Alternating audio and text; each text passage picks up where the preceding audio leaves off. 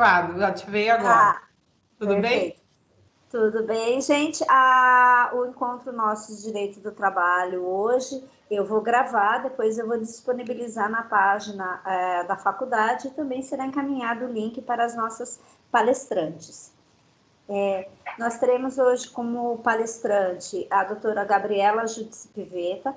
Antes de mais nada, deixa eu agradecer, primeiramente, a presença da doutora Gabriela, a presença da doutora Mari, a presença da professora e doutora Juliana. Muito obrigada a todos. Queria agradecer a presença do doutor Sérgio também, que ele está nos prestigiando a Gabriela, né? Com certeza. Muito obrigado. Agradecer a presença de todos os nossos alunos, também aos demais advogados que estão aqui presentes. Hoje nós procuramos elencar, dentre os vários temas que nós temos na atualidade de direito do trabalho, quais seriam que a gente poderia trabalhar um pouco e tentar agregar um pouco, trazer um pouco de conhecimento e principalmente de elucidação de tudo que está acontecendo e de como que os próximos andamentos que a gente acha que vai ter na área do direito do trabalho. A doutora, deixa primeiramente eu apresentar todas as palestrantes, né?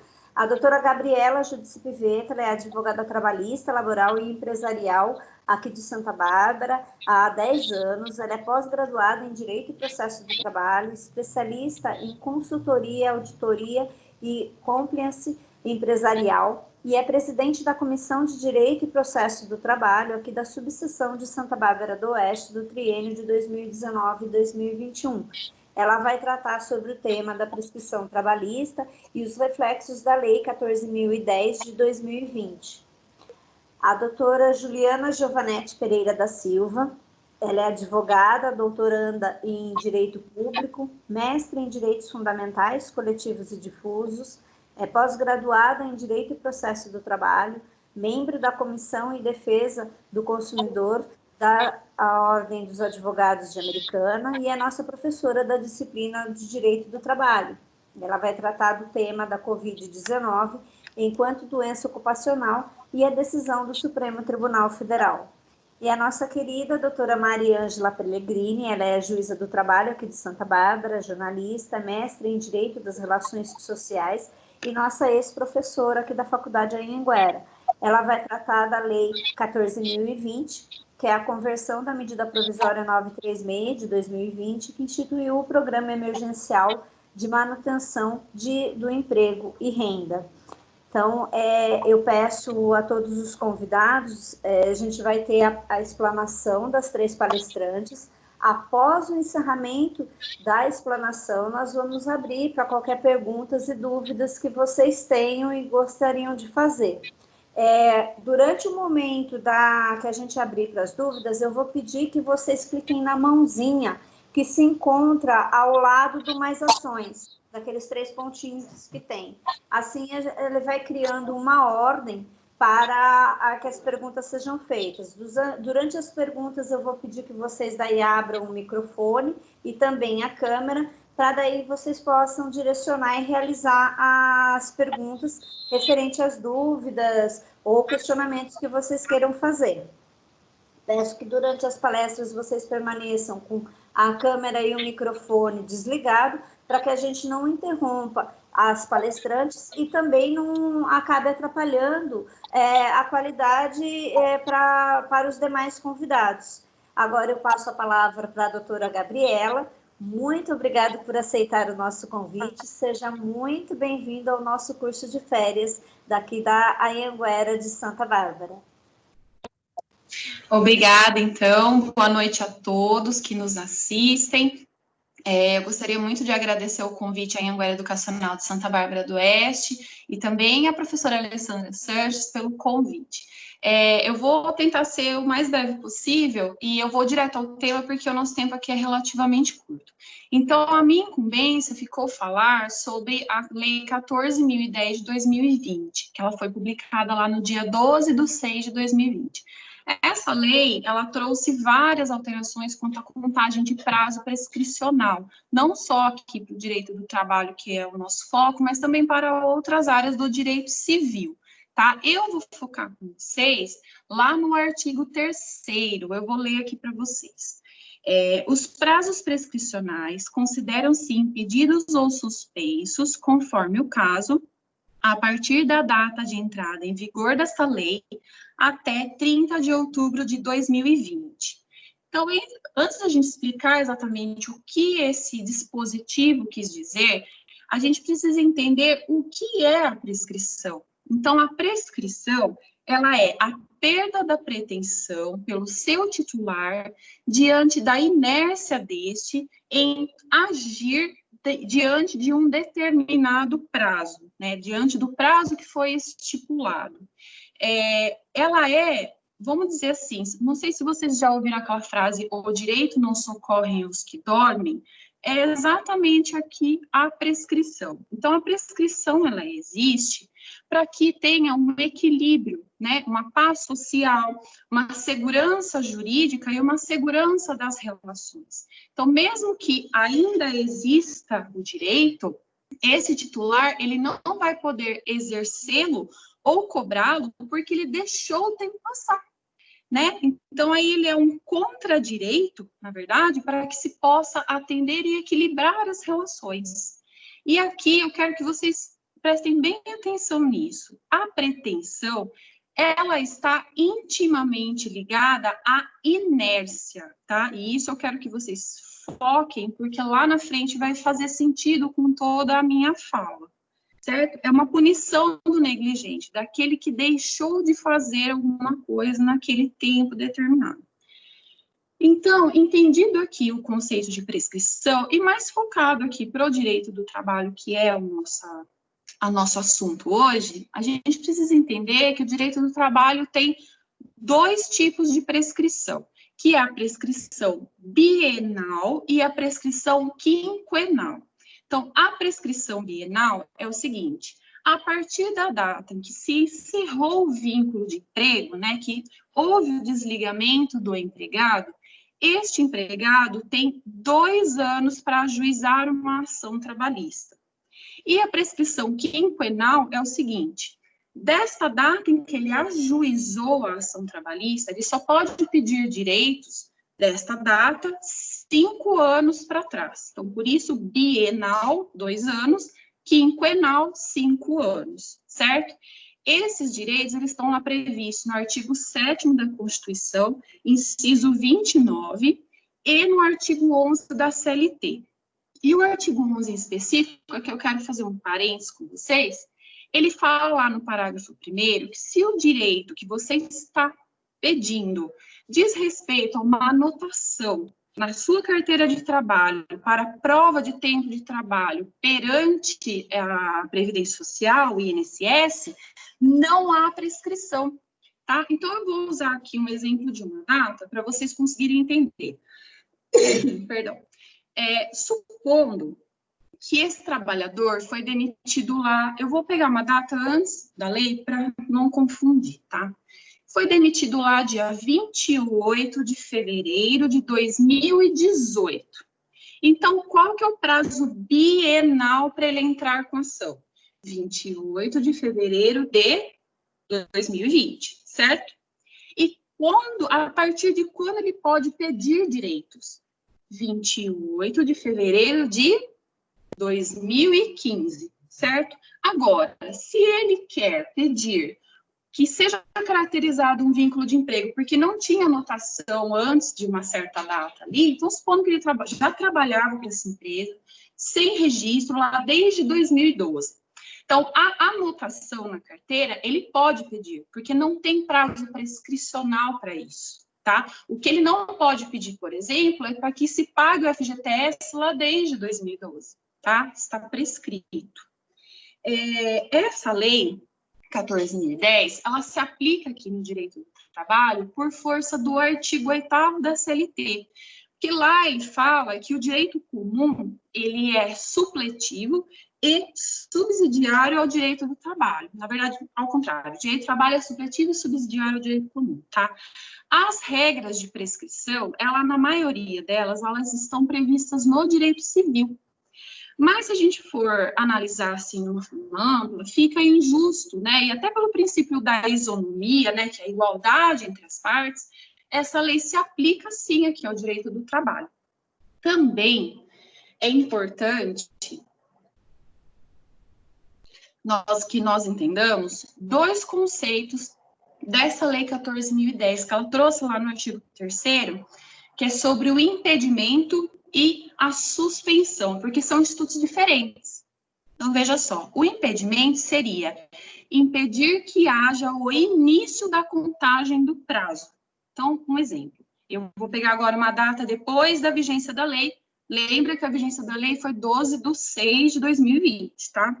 Eu supondo que o trabalhador tenha sido demitido lá 15/6/2020. Então, o prazo bienal dele, 2 anos, seria 15/6/2022, tá? Esse prazo bienal, ele não vai começar a contar de 15/6/2020, e sim lá de 31/10/2020, porque, veja, nós estamos com impedimento, está preso ali, não pode começar a contar o prazo. Então, ele vai ganhar 4 meses, tá? Tanto para ele ajuizar a ação, como lá no final do prazo dele. Já a suspensão é um congelamento. Ele para o prazo da onde ele estava. Então, aqui eu vou usar um outro exemplo. Suponha que esse trabalhador tivesse sido demitido lá 29 de junho de 2018, tá? Então, o prazo prescricional bienal dele terminaria em 29/6/2020. Veja, 2018, 2020, 2 anos, certo? Só que a gente já estava na vigência da lei, desde o dia 12. Então, esse prazo, na verdade, ele não vai terminar em 29/6/2020, e sim lá no dia 30/10/2020. Tá? Ele acabou prorrogando por conta dessa suspensão, dessa parada da contagem do prazo.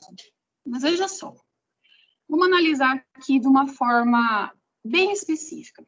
A lei, ela trouxe esse prazo 12/6/2020 a 30/10/2020.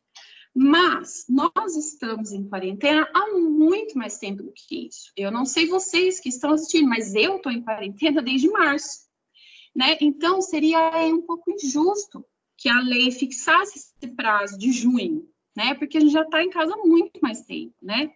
Então, diante disso, os juristas desenvolveram, os mais famosos aí do direito do trabalho, outras 3 datas como marco inicial dessa suspensão e impedimento da prescrição, que seriam, assim, deixa eu deixar uma coisa clara. A lei civil fala que a prescrição só pode ser prevista em lei. Essas hipóteses de suspensão e impedimento só podem ser previstas em lei. Então, do que prevê essa lei 14.010, de 12/6/2020 a 30/10/2020, é certeza, tá? Está suspenso e impedido os prazos. Aí tem outras 3 datas de marco inicial da prescrição. Então, seriam 20/3/2020. Por que essa data? Foi a data em que foi promulgado o decreto legislativo número 6, né, que aí declarou a pandemia no Brasil, e inclusive o artigo 1º dessa lei 14.010, ele faz menção a esse decreto, né? Então aí seria essa data, 20/3/2020. A segunda data, 6/2/2020, que é quando foi publicada a lei da Covid-19, que é a lei 13.979 de 2020, que foi a primeira lei que trouxe ali falando que se você tivesse suspeita de Covid ou já contaminado pela Covid, você deveria ficar ali em isolamento ou em quarentena, a não ser que você participasse de uma atividade essencial. E veja só, entre essas atividades essenciais não estava a advocacia. Então, se a gente for pensar, o advogado não poderia mais nem ter aberto escritório, atendido clientes já a partir de 6 de fevereiro, que a gente já sabe que não aconteceu, né? E eu vou falar disso à frente. A terceira data, 3/2/2020, que foi quando foi publicada a portaria 188 do Ministério da Saúde, aí já declarando um estado de emergência na saúde pública por conta da Covid-19. Então, lembra que eu falei lá no começo que a prescrição, ela está intimamente ligada à inércia? Então, vamos pensar, desde quando nós estamos inertes? Né? Porque, veja só, nós estamos em quarentena, aqui na região metropolitana de Campinas. A gente viu que as pessoas não atenderam essa ordem estadual e até dos municípios para que a quarentena fosse cumprida aí com rigor, né? Tanto que a gente estava na fase vermelha até hoje, pelo menos. Agora, houve a notícia hoje de que a gente vai progredir para a fase laranja, mas isso não aconteceu. Então, as pessoas assim, meio que continuaram vivendo suas vidas normalmente, vamos dizer assim, né? Então, quando que houve, de fato, uma restrição de acesso à justiça? Né? Quando que ficou restrito esse acesso do público ao judiciário? E essa restrição, ela veio com a resolução 313 do Conselho Nacional de Justiça, que foi publicada lá dia 19 de março, né? Nessa resolução, houve a suspensão dos prazos, ficou aí por um bom tempo suspenso, agora já está normal, os prazos estão continuando andando, e o judiciário, até depois a doutora Mari pode nos confirmar, está desde então em trabalho remoto. Então, assim, as varas do trabalho estão fechadas, né? O público não tem acesso à vara do trabalho. Por que eu estou falando isso? Porque no direito do trabalho vige, né, existe o ius postulandi. O que quer dizer isso? Tanto reclamante quanto reclamada, mas aqui eu vou focar no reclamante, tá?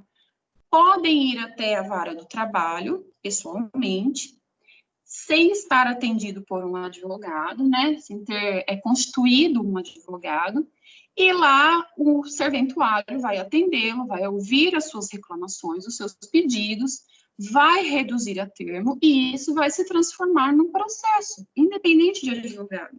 Está lá no artigo 791 da CLT. Então, se a vara do trabalho está fechada, como que o público tem acesso ao judiciário? Né? E se o advogado está em quarentena, não pode abrir o escritório, não pode pôr a pessoa dentro do escritório para atender, então eu entendo que essa restrição de acesso ao judiciário aconteceu já lá desde 19/3 de 2020, né? E se a gente for analisar mais a fundo, tanto essa regra do Ministério da Saúde, quanto essa lei da Covid-19 lá de fevereiro, elas, na verdade, elas não impunham uma obrigação, fique em casa. Isso era uma sugestão. Olha, você não está bem, você está com sintomas, fique na sua casa, né? Então, eu creio assim, essa lei 14.010 de 2020, ainda que tardiamente, ela veio para restabelecer um equilíbrio entre as partes. Porque, veja só, o próprio Conselho Nacional de Justiça, ele autorizou que os magistrados dessem mais tempo para as empresas apresentarem as suas defesas nos processos, por exemplo. Então, assim, se a empresa está em dificuldade ali de reunir a documentação para apresentar a defesa e pedir mais prazo, né, se declarar incapacitada para apresentar a defesa naquele momento, o juiz pode dar esse prazo. E, inclusive, a MP 927, que caducou na semana passada, ela também colocou uma suspensão de pagamento do FGTS. Então, desde abril até a semana passada, o empregador poderia não recolher o FGTS, ele pode acertar isso depois, de forma parcelada, enfim. Então, eu vejo que essa lei 14.010, ela veio para fazer isso aqui, trabalhador, ó, para colocar ele em pé de igualdade. Só que é o que eu falei, esse trabalhador está com uma restrição judiciária há muito tempo antes dessa vigência da lei, de 12/6 a 30/10. Inclusive, o próprio parágrafo 1º daquele artigo 3º da lei que eu li para vocês, ele fala assim, ó, a aplicação de todas as hipóteses de suspensão e interrupção previstas no ordenamento judiciário. Então, não é só o que está ali na norma trabalhista ou só o que está na norma civil, e sim o ordenamento judiciário como um todo. E aqui, quando a gente fala ordenamento judiciário como um todo, o que a gente tem que lembrar? Qual que é a norma que prevalece a todas as outras? É a Constituição Federal. E lá no artigo 5º, inciso 35, fala que a pessoa tem o livre acesso à justiça. Então, assim, até já encerrando a minha fala, quem faz a jurisprudência no Brasil não é o promotor, não é o juiz, não é o desembargador, não é o ministro, tá? Quem faz a jurisprudência no Brasil é o advogado. Então, nós, operadores do direito, temos que ter a consciência de que, embora exista essa lei com essa regra de impedimento e suspensão dentro desse prazo que ela colocou, na verdade, essa restrição de acesso ao judiciário que está lá na Constituição veio de muito antes. Então, cabe a nós, advogados, desenvolver essa tese, né? Porque, na verdade, lá estamos, se a gente for aí fixar um marco inicial, desde o dia 20/3 de 2020, né? Então, fica um pouco injusto e a gente tem que lutar sobre isso. Então, eu encerro aqui a minha fala. Renovo os agradecimentos à Anhanguera Educacional e à doutora Alessandra Sanches. Se vocês tiverem interesse, vocês podem me seguir nas redes sociais. O meu Instagram é @GabrielaJudiceP de pato. E no Facebook, Gabriela Júdice Piveta, com 2 T's. Certo? Muito obrigada e boa noite.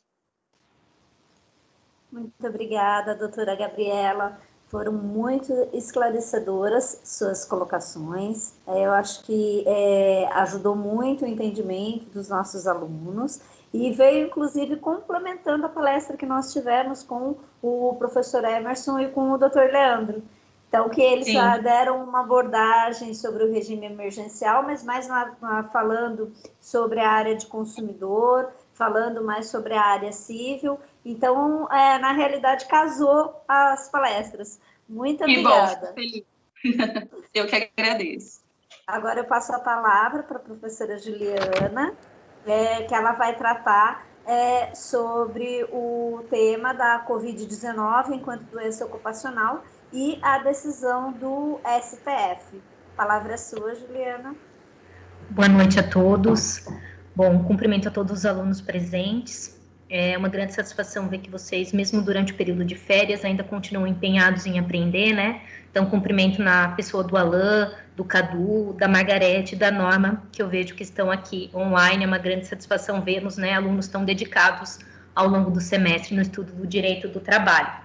Também agradeço imensamente a nossa coordenadora, a professora Alessandra, pelo empenho na organização desse evento, né? Sempre com muita dedicação. Cumprimento também a doutora Gabriela, que fez uma excelente exposição, a doutora Mari. Fiquei numa sinuca de bico aqui, né, falar entre as duas excelentes profissionais da área trabalhista, né, mas, então, vou iniciar minha fala. O tema que eu me proponho a tratar com vocês hoje é uma questão que tem gerado muita polêmica entre os operadores do direito, e também que tem trazido bastante preocupação com a reabertura da atividade econômica, que é justamente se a contaminação pelo Covid-19 pode ou não ser considerada como uma doença ocupacional. Então, para a gente poder tratar desse assunto, nós vamos precisar voltar lá na MP 927, que, como a doutora Gabriela mencionou há pouco, perdeu a sua validade recentemente, no dia 19/7, né? Mas ela suscitou esse debate que nós estamos tratando. Então, lembrem que a medida provisória, ela tem validade de 60 dias, podendo ser prorrogada por igual período. E se ela não for convertida em lei, durante esse lapso temporal, ela perde a sua validade. Então, vejam, essa medida provisória 927 alterava as regras trabalhistas para o enfrentamento da calamidade pública que foi imposta pela Covid-19. E o intuito dessa normativa era justamente a preservação dos empregos. Então, ela alterava diversas questões de férias, banco de horas, teletrabalho e outros assuntos. Então, pela grande abrangência do tema, essa medida provisória suscitou inúmeras controvérsias e também uma série de ações diretas de inconstitucionalidades junto ao Supremo Tribunal Federal. E o Supremo Tribunal Federal acabou suspendendo liminarmente 2 artigos dessa medida provisória no dia 29 de abril de 2020. Dentre esses artigos que foram suspensos está o artigo 29. E o artigo 29 dizia o seguinte, que a contaminação dos trabalhadores por coronavírus não configurava doença ocupacional, exceto comprovação do nexo causal. Vocês se lembram que o nexo causal é aquele liame subjetivo, que vai ligar a conduta ao dano. E aqui, no nosso caso, vai ligar a atividade do trabalhador à sua contaminação pelo Covid-19. Então, de acordo com esse artigo 29, todos os trabalhadores que contraíssem o coronavírus precisariam comprovar a ligação entre a doença e o seu trabalho. O que, de acordo com o ministro Luiz Roberto Barroso, do Supremo Tribunal Federal, seria uma prova diabólica. Seria extremamente difícil a gente querer que o reclamante, que o trabalhador, comprove aonde ele adquiriu essa doença, que nós já sabemos que está em uma transmissão comunitária. Ou seja, havia presunção de que a doença não teria sido contraída no ambiente de trabalho. Porém, com a decisão liminar do Supremo Tribunal Federal, foi retirado do trabalhador esse ônus de comprovar que a infecção pelo coronavírus foi ocupacional, O que na prática sabemos que era inviável se identificar exatamente o momento em que se deu a contaminação pelo vírus. Portanto, caso a empresa não consiga demonstrar a inexistência do nexo causal, a COVID será considerada como uma doença ocupacional.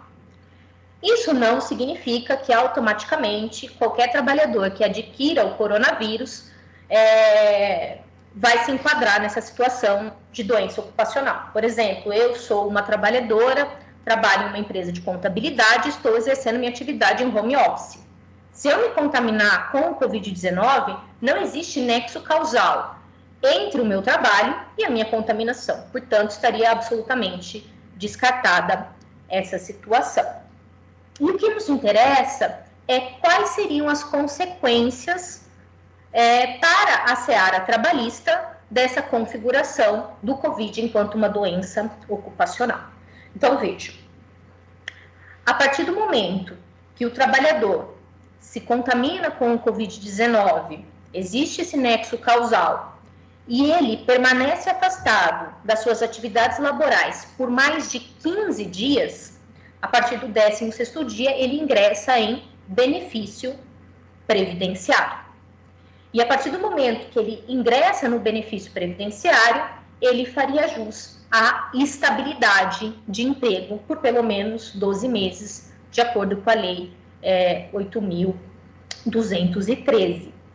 Então, vejam, o trabalhador ficaria amparado, teria seu emprego mantido pelos próximos 12 meses, se fosse configurada essa doença ocupacional em decorrência do Covid-19. Além disso, caberia ao empregador a abertura do CAT, da comunicação de acidente de trabalho junto à Previdência Social, e ainda subsistiria o dever de recolhimento do fundo de garantia durante todo esse período em que o trabalhador estivesse afastado, para se recuperar dessa doença. Lembrando que os primeiros 15 dias de afastamento com o Covid-19, diferentemente das demais doenças, o pagamento é feito de forma imediata pelo empregador, mas de forma mediata pelo INSS. Então, vejam, o empregador, ele vai deduzir esse valor pago ao trabalhador de outras despesas previdenciárias que ele teria que recolher. Além disso, no dia 19 de junho de 2020, o Poder Executivo expediu uma portaria conjunta, que é a portaria número 20, que estabelece medidas que devem ser tomadas pelas empresas visando a prevenção, o controle e a mitigação dos riscos de transmissão do Covid no ambiente de trabalho. Então, é extremamente importante que o empregador observe essas normativas durante as suas condutas. Então, entre as medidas que estão previstas nessa portaria, que precisam ser adotadas pelas empresas, se encontram a necessidade de criação de um canal de comunicação com os trabalhadores, para que eles possam comunicar casos suspeitos via internet ou telefone. Ainda é necessário se realizar uma triagem do empregado no momento em que ele ingressa no estabelecimento de trabalho, como, por exemplo, o controle da sua temperatura, bem como realizar o afastamento de todos os casos suspeitos e de quem teve contato com qualquer contaminado pelo coronavírus. O empregador ainda é obrigado a fornecer o EPI, né, fornecer as máscaras, eventualmente óculos de proteção ou aquele outro equipamento que se coloca, né, que protege todo o rosto em acrílico, disponibilizar também o álcool em gel 70% e fiscalizar o distanciamento entre os trabalhadores durante a jornada de trabalho. Tá? Então, essas são algumas condutas que são estabelecidas na portaria número 20 e que precisam ser observadas pelo empregador. Isso é extremamente importante que ele observe e respeite essas medidas para que, eventualmente, ele possa se desvencilhar de um ônus probatório em uma eventual reclamação trabalhista onde o seu trabalhador seja contaminado pelo Covid. Então, a gente precisa ter consciência que esse é um tema inédito na seara trabalhista e que ainda a gente precisa aguardar as decisões dos tribunais. Até a doutora Mari depois pode nos dar a sua posição aqui, compartilhar com a gente o seu posicionamento, para que a gente consiga entender como vai se dar a responsabilização do empregador em casos como esse.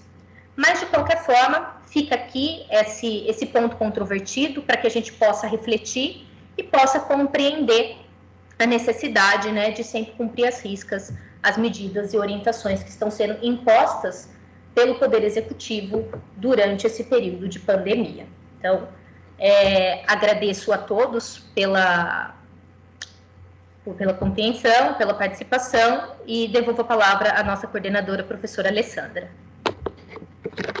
Muito obrigada, professora Juliana. Foi muito elucidativo sua colocação. Também é um tema extremamente... Todos os temas que nós estamos trabalhando hoje são temas atuais e extremamente polêmicos, né? Agora eu passo a palavra para a doutora Mari. Ela vai tratar, então, do tema sobre a Lei 14.020, a conversão da medida provisória 936, que instituiu o Programa Emergencial de Manutenção do Emprego e da Renda. Passo, então, a palavra à doutora. Mais uma vez, agradeço por sua participação e por disponibilizar um pouquinho da sua companhia conosco. Obrigada, Alessandra. Boa noite a todos. Que bom poder rever meus ex-alunos. Foi uma pena que o serviço me obrigou a abdicar do magistério. Eu sempre brinco que dos títulos que eu tenho, né, o que mais me agrada é ser professora, porque realmente é um prazer poder passar um pouco que a gente sabe. E pelo que eu ouvi da exposição da Juliana, eles ficaram em boas mãos, né? São sortudos esses garotos e garotas. Quero agradecer a Gabriela também pelas palavras, já falando para ela que realmente ficou tudo fechado mesmo, inclusive os advogados estão reclamando sobre os processos físicos, né? Hoje eu vi acho que uma determinação do TJ que acho que a partir do dia 27 já vai poder fazer alguma coisa nos físicos. Os advogados aqui da região estão pegando no meu pé. Falei, e aí, doutora, não vai abrir lá? Parece injusto, né, que a gente dá preferência para os eletrônicos e os processos físicos que precisam fazer conta e retirar, eles não estão conseguindo. Então, eles estão bem aflitos mesmo em relação a tudo isso. É tudo novo para a gente, né? Eu vou falar por alto, não vou passar muito detalhe, não, porque é tanta novidade. E essa lei, ela veio agora dia 6 de julho, ela é super recente, né? Essa conversão da MP, embora a MP seja um pouquinho mais antiga, a maioria das pessoas já conhecem. mas ela foi convalidada através dessa lei no dia 7, que tem 2, 3, acho que nem 3 semanas, né? Hoje é 24, e no dia 14 que saiu o decreto regulamentando. Então, todos os patrões ficaram aflitos aí para saber se o Bolsonaro ia pôr a mão no bolso, se não ia, para pagar essa, que foi uma novidade muito interessante, e pelo que a gente tem ouvido falar nos telejornais, essa medida de poder o governo assumir uma parte do prejuízo na pandemia tem sido elogiado, né? Porque muitas empresas fecharam, a Justiça do Trabalho sabe disso, a gente não se furta a fazer uma interpretação que muitos que são mais radicais estão dizendo que não é para passar boiada, vamos dizer assim, de coisas que são ruins, mas acho que a compreensão que a maioria dos juízes terão é no sentido de flexibilizar, de entender possível, né? Até quando teve a primeira, vamos dizer assim, análise da constitucionalidade ou não da MP 927, em relação aos sindicatos serem obrigados a negociar tudo aquilo que a medida provisória dizia que podia ser a partir de negociação com acordo individual com os empregados, ficou aqui todo mundo nervoso, né? No RH, os contadores, as empresas, o que a gente vai fazer? Eu devo confessar para vocês que eu achei muito interessante a possibilidade de fazer acordo individual, embora eu reconheça o papel do sindicato e que o empregado meio que foi imposto para ele essa nova possibilidade de reduzir ou suspender os contratos de trabalho, porque havia, sim, um isolamento no início, na faixa de 50%, 60%, e para os empregadores, principalmente os pequenos empregadores, como fazer o contato com seus empregados. E até houve denúncia de que alguns sindicatos se fecharam, até com uma espécie de birra ou vingança, porque não tinha contribuição sindical, assistencial, então o patrão me desprezou, agora é a hora de saber que eu existo, então eu não vou negociar. Então houve esse tipo de denúncia, embora eu acho que o papel do sindicato é super importante e há de ter uma reforma sindical em breve, naquele momento da pandemia, eu achei muito interessante, tanto que foi dado uma liminar no começo, mas o próprio Supremo falou não, os acordos individuais para suspensão e prorrogação do contrato estão valendo. E eu confesso que eu achei muito interessante, porque como exigir que os patrões pudessem fazer contato pessoal com o sindicato, ou ainda que por virtual, que como de fato alguns sindicatos mais abertos, mais modernos se abriram para isso, né? Mas exigir dos pequenos empresários que fosse feito acordo coletivo, que é aquele direto com a empresa, ou convenção coletiva, me parece um pouco exagerado. Então, essa lei veio para consolidar aquilo que praticamente foi feito, se não me engano, acho que mais de 10 milhões de contratos de trabalho entre suspensão e redução. Então, assim, de uma maneira geral, eu achei bem interessante que pudesse ter sido feito dessa forma, e uma discussão que ficou a respeito se podia ou não, em relação à forma, né, de como é que eu vou fazer essa redução. Essa redução precisa ser por escrito ou não. A lei nova veio falar que sim, pode ser, deve ser por escrito, ou meios eletrônicos. Aí veio aquela discussão, né? Que meio eletrônico é esse? Será que eu posso um áudio, um e-mail, um WhatsApp, pegar um de acordo do meu funcionário? E a resposta, né, do meu entendimento, do meu ponto de vista, ela é positiva.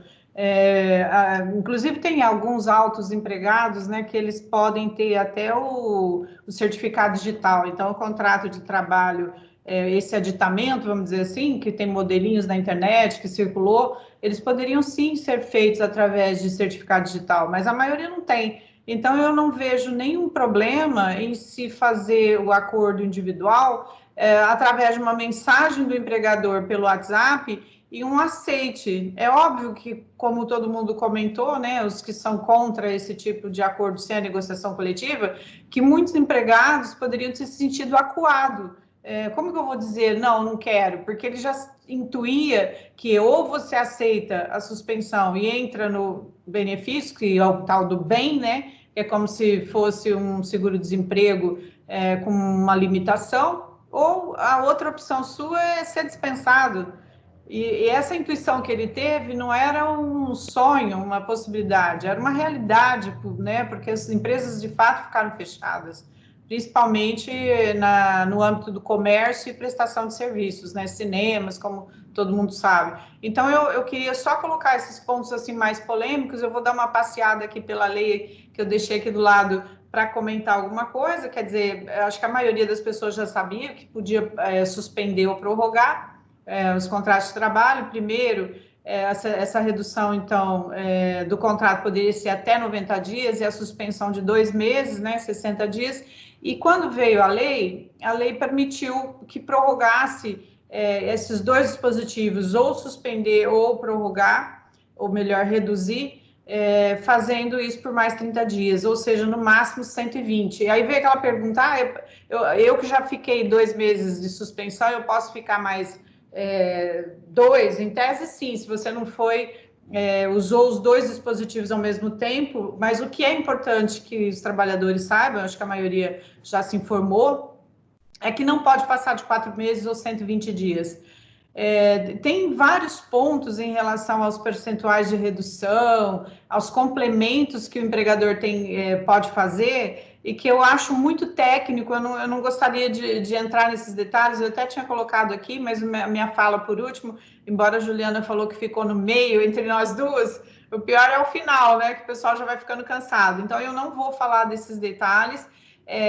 Eu queria falar para vocês em relação a gestante, né, que foi uma preocupação que a lei agora veio dar um atendimento especial, no sentido de que a preocupação, eu estou na véspera de entrar no benefício licença maternidade, eu vou poder pegar o salário maternidade, que era integral, e vou ter o prejuízo porque eu estou com o contrato suspenso, e na suspensão eu só tenho o benefício do seguro-desemprego, praticamente. E a resposta foi positiva, ela foi muito legal. A lei nova, que veio agora no dia 7 de julho, ela especificou certinho que, no momento em que ela entra na licença maternidade, tem o direito de receber o salário maternidade.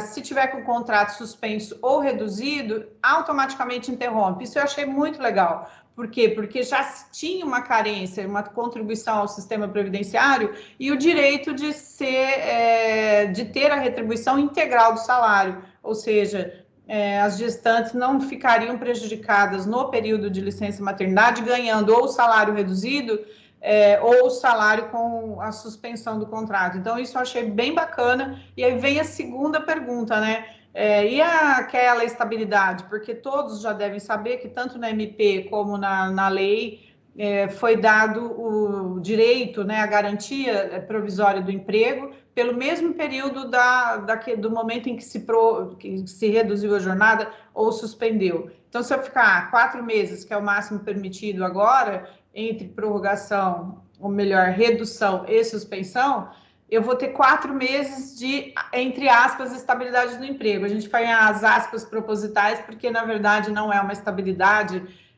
que daria um direito à reintegração, e sim uma garantia provisória que pode ser convertida em indenização. E a indenização, ela veio de uma forma interessante agora, ela foi, vamos dizer assim, foi feita uma tabelinha, principalmente na redução. Então, se tem redução até 50%, você vai ser indenizado em 50% do período. Se você teve uma redução maior, até 70%, então aumenta até 100% da indenização do período. Ela é bem interessante, ela me fez lembrar, inclusive, aquela multa do 479 da CLT, que fala que quando você está no contrato a prazo determinado, você recebe 50% do período que falta. Ela me fez lembrar esse tipo de penalidade que tinha já na CLT para os contratos a prazo determinado. Então, o que eu achei mais interessante para os alunos, porque eles acho que para o direito do trabalho ainda começou, né, esse ano, não dá para falar muito detalhe, eu acho que vai bagunçar a cabeça do pessoal. Eu vou ficar assim mais esperando as perguntas, e não façam perguntas difíceis, porque a lei é muito fresca, ela tem nem para a doutora Gabriela, nem para a doutora Juliana, né? São leis muito novas, e eu vou ficar, então, aberta para as perguntas. Não vou dar muito detalhes, porque a lei é bem detalhista em vários itens, e eu acho que vai ficar muito cansativo. Eu vou esperar que venham as perguntas, espero poder responder. E agradeço, então, a atenção de todos. Não quero cansar os meninos e passo a palavra de novo para a professora Alessandra, para que, se alguém quiser fazer uma pergunta para a gente, possa ficar mais à vontade. Muito obrigada, Mari, mais uma vez, pela sua presença, por nos agraciar com suas palavras. Então, gente, agora eu abro para perguntas. Então, se vocês têm alguma dúvida, algum questionamento, eu vou pedir para quem quiser fazer alguma pergunta, que abra o microfone e a câmera. E vamos fazer, como ninguém levantou a mão, então eu vou abrir, tem alguma dúvida, algum questionamento que vocês tenham, eu peço que quem for fazer, que abra a câmera e o microfone para fazer a pergunta, e também para se vai direcionar para alguém ou vai fazer a pergunta aberta para as 3 palestrantes. Tomara que não tenha pergunta, hein, Alessandra? Pegar gente de calça curta aí. Ou de saia justa. Não, porque é um tema extremamente atual, né? Não tem nem como falar assim, qual que é a posição do tribunal? Não deu nem tempo de ter uma posição. É né? verdade, é muito técnico, né? São muitos detalhes. Inclusive, eu estava vendo aqui, que eu tinha colocado para falar, e depois eu até desisti, que era o tal do fato do príncipe, a força maior, que todo mundo estava dizendo que se não tivesse, fosse fechar a empresa, que ia mandar a conta para o governo. Não sei se vocês leram aquele caso lá do Rio, né? Que uma churrascaria famosa lá, acho que é Fogo no Chão. Fogo do Chão. Mandou 600 pessoas para a rua e mandou a conta para o governo, não pagou ninguém. E nessa lei nova, isso foi descartado, assim, expressamente. Esse artigo 486 da CLT foi dito, não vai ser usado. Eu ia comentar e acabei esquecendo. Então, eu achei que seria legal aí, que o pessoal parece que está meio tímido ou cansado, né, Alessandra? Não vai fazer pergunta para mim, não. Olha a Gabriela chegando aí. Esse negócio da prescrição também foi muito interessante, né, Gabriela? Eu achei que foi um tema que você pegou e que eu, pelo menos, não vi muita gente comentando. Acho que o pessoal ainda está bem quietinho, assim, não está muito... Quando você me falou, a primeira vez que eu vi seu vídeo a esse respeito, que você tinha passado o link e falando que tinha 4 correntes já a respeito dessa prescrição, achei tão interessante. Eu falei, nossa, onde ela viu isso? Nem tinha lido ainda a MP. Ela não foi convertida ainda, né, Gabriela? Eu vi numa live no Instagram. Mas foi a única também sobre o assunto. Né? Essa semana, me preparando, eu revi ela. Sim, os sites jurídicos mais conhecidos, Conjur, Jus Brasil, ninguém falou nada. Eu falei, nossa, se eu não ouço a Gabriela, eu não estou nem sabendo que mudou isso aí. Que a repercussão vai ser depois, né? Igual você falou, prorrogando até outubro de 2021, né? Pelo que você disse, ou não? Falei errado. Depende. Esse ano já está prorrogando. Até dia 30 de outubro de 2020. Eu estou colocando essa suspensão da prescrição nas minhas iniciais, porque, querendo ou não, a gente acaba ganhando um prazo, né? Sim, verdade, né? Porque fica interrompido ali o prazo da prescrição, vocês ganham tempo lá atrás, né? Interessante. E bacana, a Juliana me fez uma pergunta, mas eu não entendi direito. Vai devagar, pode repetir, mas vai devagar, que eu tô meio devagar ultimamente, cansada. O que você falou? A doutora Mari depois pode dar posição. Você pode repetir? Referente à responsabilização do empregador, do empregado que, mesmo utilizando EPI, se contamina no ambiente de trabalho. Então, pelo que eu acompanhei por alto, a responsabilidade é subjetiva, né, para as atividades que não estão na linha de frente, que não estão na linha de frente, será subjetiva. Então, o empregador vai ter o direito de provar que aquela pessoa não se contaminou no trabalho. Para a linha de frente, que seria os enfermeiros, pessoal da UTI. Aliás, hoje eu vi uma live do ministro Brandão, que é do TST, falando de uma coisa que ninguém tinha dito antes, sobre as faxineiras, né? Porque todo mundo só fala de enfermeira e de médico, ninguém lembra que na UTI também tem faxineiro. E que, em tese, se alguém pedir, algum pessoal da limpeza que trabalha no hospital nessa área, ele entende que também a responsabilidade é objetiva. Então, acho que foi nesse sentido, e eu não tenho dúvida que os juízes acho que vão caminhar nessa linha, né, de que se for uma atividade de linha de frente, intensivista, etc., vai ser uma responsabilidade objetiva, mas, no geral, será subjetiva. Inclusive, o pessoal que trabalha no hospital, mas em outras áreas, né? Não está lá na pediatria, sei lá, porque o pessoal tem falado, tem comentado, né? Olha, o pessoal que é hipertenso, que está com problema de saúde ou câncer, não tem ido para o hospital, está com medo, e chamando para o hospital, como quem diz, aqui vai ser um ambiente seguro, ou os consultórios, os dentistas. Isso significa que ali se afasta aquela responsabilidade objetiva, né? Poderá provar. Por isso que o pessoal agora diz que está todo mundo de câmera, está todo mundo tirando foto de churrasco em casa, no Facebook, porque é um tal de falar que está pedindo afastamento, porque está com suspeita de Covid, e está lá no meio do churrasco, quer dizer, isso aí vai pegar muito mal. Se o pessoal começar a tirar foto em churrasco fim de semana, pode ter certeza que vai dar zebra. Foi legal você tocar nesse assunto do funcionário ali que não está respeitando a quarentena, fazendo festa, porque isso é mais uma polêmica, né? Se eu, empregador, poderia, de alguma forma, punir esse empregado, né? Porque não se trata aí de uma regra empregado-empregador, sim de saúde pública, né? Sim. E ele está no final de semana, ele não está extramuros da empresa, né? Mas eu acho que se eu fosse do RH e eu visse, ou tivesse uma denúncia, uma foto no Face, pessoal fazendo churrasco, não tenha dúvida que eu ia orientar meu RH a dar uma advertência por escrito. Falar assim, olha, nós estamos colocando aqui no prontuário do RH que você pediu afastamento porque estava com suspeita de Covid, e você está aí no meio do pessoal, que é irresponsável, até porque é muito comum, às vezes, colegas de trabalho serem convidados também, né? Ele está colocando não só a saúde dele em risco, mas de outras pessoas, se ele tem a suspeita. Ou ainda que não tenha, mas ele vai estar ali sem distanciamento social, não é verdade? Então, eu acho bem interessante essa parte. E aí, eu acho que ninguém quer fazer pergunta, tá vendo, Alessandra? Não, é legal ficar amigo, que ninguém pergunta. põe a gente na parede. Eu quero fazer uma pergunta. Você quer fazer alguma pergunta, Alessandra? Ah lá, a Sueli, a Sueli. Tinha que ser Sueli sempre tem que fazer, né? Tinha que ser Sueli. Não, a mesma Oi, coisa. Querida. Oi, tudo bem com vocês? Tudo Saudades, bom? viu? Também. Saudades, Sueli. Isso. Então, o comércio também é uma área complicada. Por mais que você pegue e dê os EPIs para os funcionários, mas ele também tem muito problema de adquirir o coronavírus. Eu vejo assim.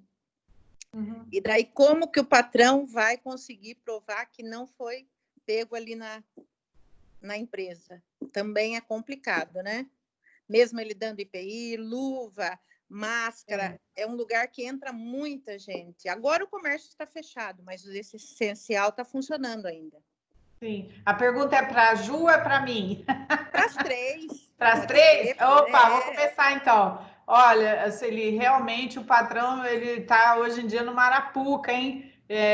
Uma sinuca de bico. Então, se eu fosse gerente de RH para orientar, eu faria o seguinte, olha, EPI obrigatório, passaria umas regrinhas adicionais, começa a dar advertência verbal, depois já dá uma advertência escrita, que é para poder realmente tentar, se não se livrar de uma indenização, pelo menos diminuir, minimizar. Porque o pessoal que tem contato com terceiros, né, no comércio, é muito mais complexo do que uma indústria, do que um escritório, né, que dá para fazer um distanciamento, porque mais que você tenha distanciamento dentro do comércio, nas lojas, etc., nos shoppings, é muito complexo, né, porque o vírus ele é muito silencioso e invisível, então você não sabe como é que vai pegar, né? Mas eu tenho para mim que os juízes, os magistrados, as juízas, eles vão ter muito bom senso na hora da prova, né? Deixar a prova mais ampla possível. Mas a documentação agora, mais do que nunca, é essencial. E ficar de olho nas redes sociais, né? Porque se o pessoal começar a abusar, começar a sair, o que adianta? Você dá álcool gel, você dá a máscara, você faz distanciamento na sua loja e o cara depois fica se aglomerando por aí, então você tem que ficar de olho, né? Eu acho que é isso que... Tirar foto, fazer vídeos, eu acho que guardar o máximo de documento. Teve não sei que advogado que falou esses dias numa live, eu achei uma graça. Ele falou: juiz adora papelada. Quanto mais papel, melhor. Então, guarda papelada. Aliás, até complementando a Mari, e até assim, dentro de uma regra de compliance, né, que é o estar em conformidade, então, além de oferecer esses EPIs, fiscalizar o uso, pegar recibo de que você entregou esses EPIs, fazer ali um treinamentozinho com seus funcionários, fazer eles assinarem um termo de que eles receberam esse treinamento, né, de como usar, de quando usar, atender o cliente, vai, corre, lava a mão, câmera fiscalizando a loja também, porque às vezes o cara tá lá com a máscara e bota a máscara aqui, tira a máscara, pendura na orelha. Então, assim, o empregador tem que se precaver disso, né? Sim. Porque, veja só, como a Juliana falou, para quem está ali na linha de frente, médicos, enfermeiros, faxineiros, etc., a pessoa que está ali dentro das áreas de tratamento da Covid, existe uma presunção, né? Então, presume-se de que ele pegou ali. Mas para quem não está ali, então, comércio, supermercado, sei lá, motorista de ônibus, essa pessoa tem que fazer a prova. E aí o empregador não tem que ficar lá, não tem presunção de realidade, tô aqui de boa. Não, tem que se precaver, né? Recolhe, faz treinamento, pega a documentação, e é o que você falou, o juizado adora papel. Quanto mais papel você tiver, mais. É isso mesmo. E você, Ju, o que você acha? Exatamente, só complementando, né, que a doutora Mari e a doutora Gabriela falaram, então acho que é imprescindível que o empregador cumpra as normas da portaria número 20, para que ele esteja bem respaldado em uma eventual demanda judicial, né, em uma eventual reclamação trabalhista, e a gente aguarde, né, o bom senso dos magistrados que vão decidir analisando, ponderando o caso concreto, né, se a pessoa trabalha numa linha de frente ou numa atividade menos exposta, e assim sucessivamente. Mas, de qualquer forma, né, Sueli, você que atua no comércio, cumpra exatamente as normativas da portaria com os seus colaboradores. Se você tiver câmera de segurança, também é uma forma de você fazer essa prova, ocorrendo qualquer tipo de problema mais à frente, né? Sim, obrigada. Obrigada a você. Estamos aí, Alessandra, na sua mão. Temos mais alguma pergunta, mais alguma dúvida que vocês têm?